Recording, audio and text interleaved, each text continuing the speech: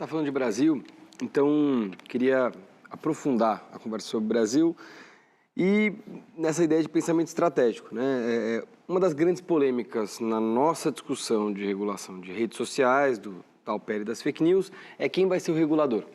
Diz que vai ser a Anatel, ou aqueles que criticam que seja a Anatel.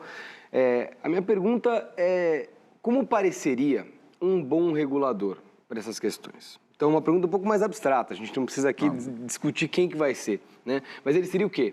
Ele seria independente? Ele teria participação da sociedade? Qual é o checklist, vamos dizer assim, que você diria? Veja, o checklist é que a gente devia ser baseado em princípios. Não é um regulador só de princípios, mas é baseado em princípios. Eu tenho 3 para o regulador do digital como um todo. Primeiro é o seguinte, é preciso proteger os dados das pessoas. Esse é o primeiro princípio. A LGPD mais ou menos dá conta disso. O segundo princípio é preciso proteger as pessoas dos algoritmos. Não tem ninguém fazendo isso. Aliás, em quase lugar nenhum no mundo. E o terceiro princípio é preciso dar conta de 1 e 2 sem atrapalhar o futuro. Trazendo o presente para o futuro o tempo todo. Um regulador inovador, um regulador que não trave o mercado, que não limite as possibilidades de inovação.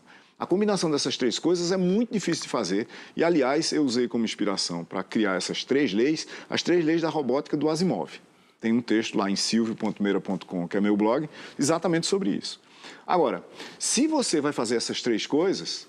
E, veja, elas servem para quase tudo do digital, seja inteligência artificial, internet, telecom e o que mais você quiser, você deveria ter um regulador.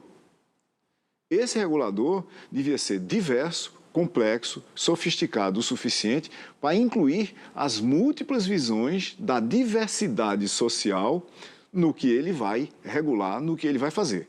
E ele devia ser prático, objetivo e simples. Ele devia ser um regulador capaz de multar alguém por uma razão mais ou menos indiscutível, em função dos princípios e das regras regulatórias, e essa multa deveria ser paga, ao contrário do que acontece hoje, no caso do Brasil.